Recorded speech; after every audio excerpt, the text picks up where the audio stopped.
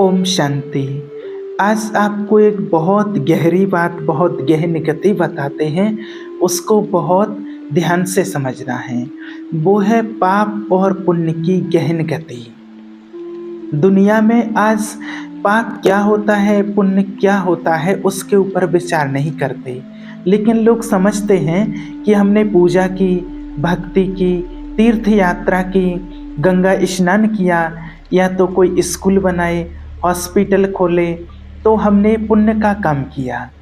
लेकिन भगवान जो यहाँ समझाते हैं वो बहुत ही एक लॉजिक सिद्धांत है और उसको बहुत अच्छे से समझना है।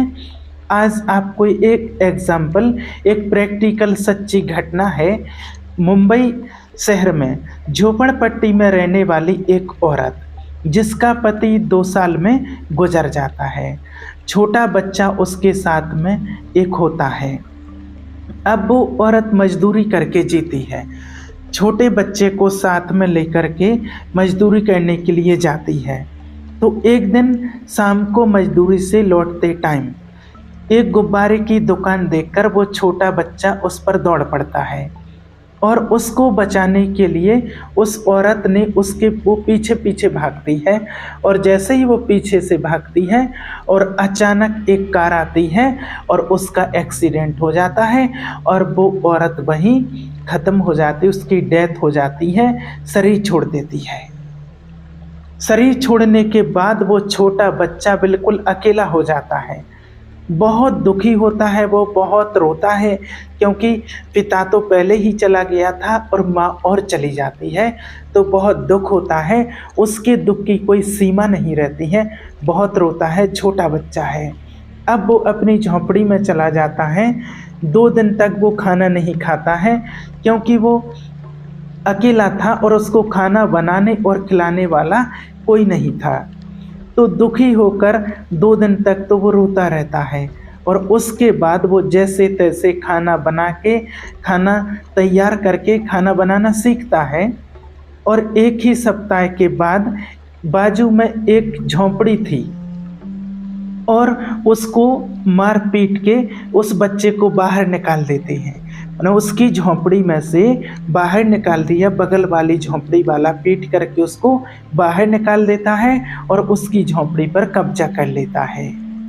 और फिर उसके पास रहने के लिए अब झोंपड़ी भी नहीं बचती है, बच्चा छोटा है। अब ये बच्चा रोड पर जीता है, जैसे तैसे मिलता है, जो मिल जाता है खाता है। फिर उसने एक चाय की दुकान में काम करना शुरू किया और चाय की दुकान का जो मालिक था वो भी बहुत गुस्सैल था, बहुत गुस्सा करने वाला।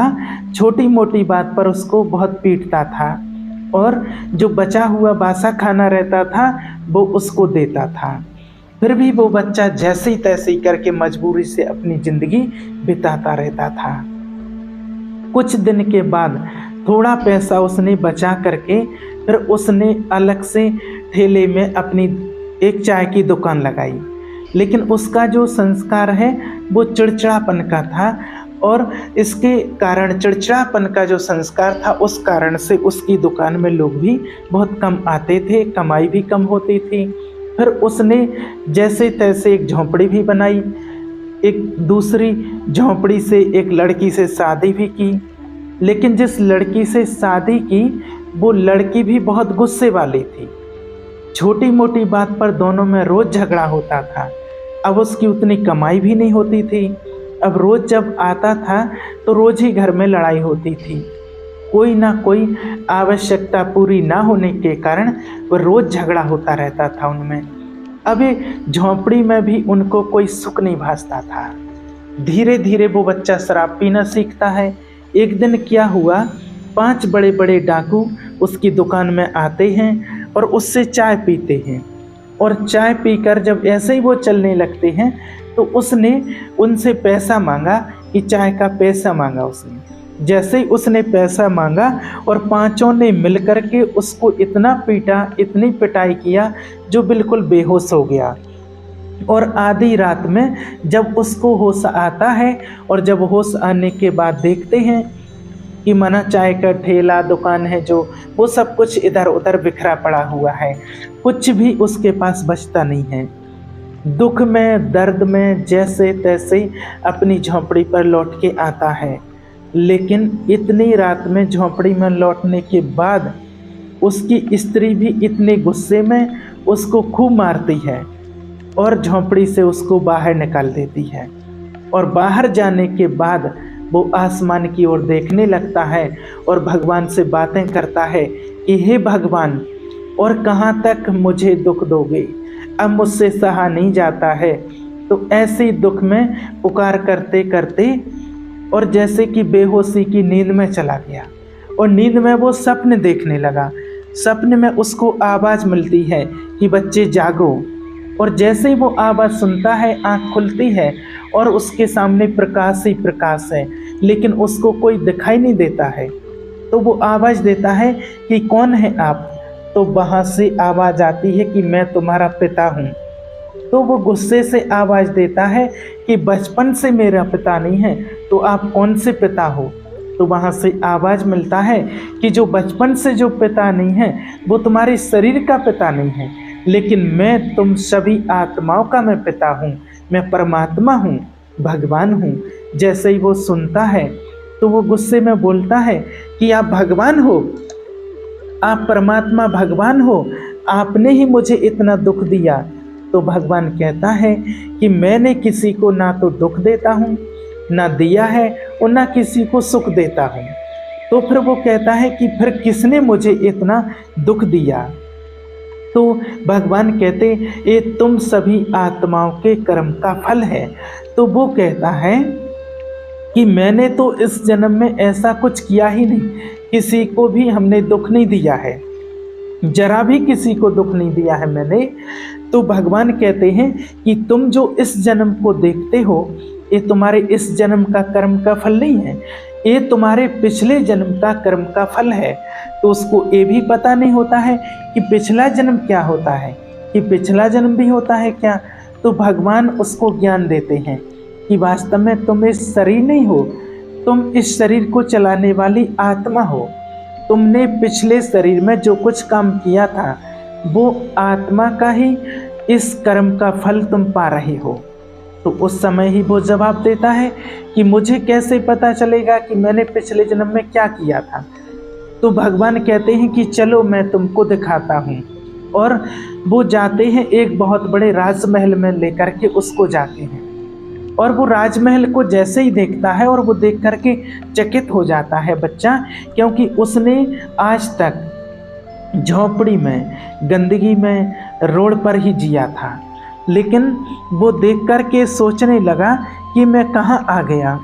तो उनको लेकर के एक कमरे में जाते हैं जहाँ ज़ोर ज़ोर से आवाज़ हो रही है, बचाओ, रहम करो।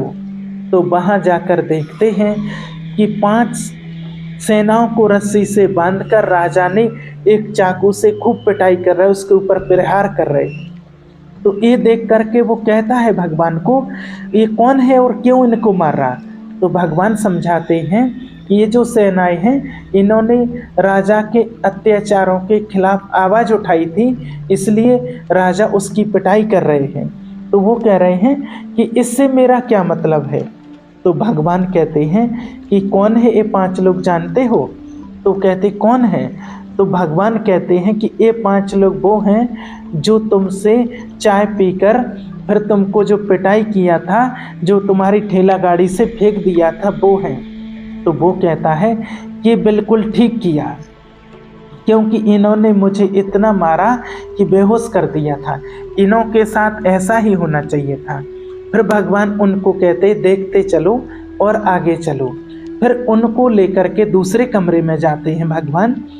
तो वहाँ जाकर के देखते हैं कि राजा बैठा हुआ होता है, एक नौकर चाय की ट्रे लेकर के आता है और डर के मारे में चाय का गिलास नीचे गिर जाता है। और जैसे ही चाय का गिलास नीचे गिरता है, राजा ने उसको खूब पिटाई किया।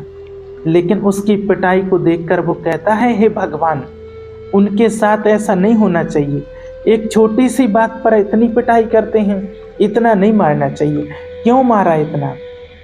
तो भगवान कहता है, जानते हो ये कौन है? कहता है वो बच्चा कौन है? कहते हैं भगवान, ये नौकर वो है जिस चाय की दुकान में तुमने काम किया था, वो चाय की दुकान का वो मालिक है। ये सुनते ही वो कहता है, इनके साथ बिल्कुल ऐसा ही होना चाहिए।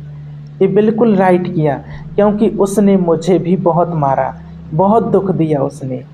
तो भगवान कहते हैं और आगे समझते चलो। फिर उसको लेकर एक तीसरे कमरे में भगवान जाते हैं। वहाँ देखते हैं कि एक अंधेरे कमरे में एक बंदी बैठा हुआ होता है। उनको देखकर एक कहता है कि भगवान ये कौन है। तो भगवान समझाते हैं, इसने राजा के शोषण पर आवाज़ उठाया था। इसकी सज़ा में राजा ने उसको बंदी बना करके डाल दिया और उसकी प्रॉपर्टी भी हड़प कर ली। तो उसने कहा बच्चे ने कि इससे मेरा क्या मतलब है भगवान।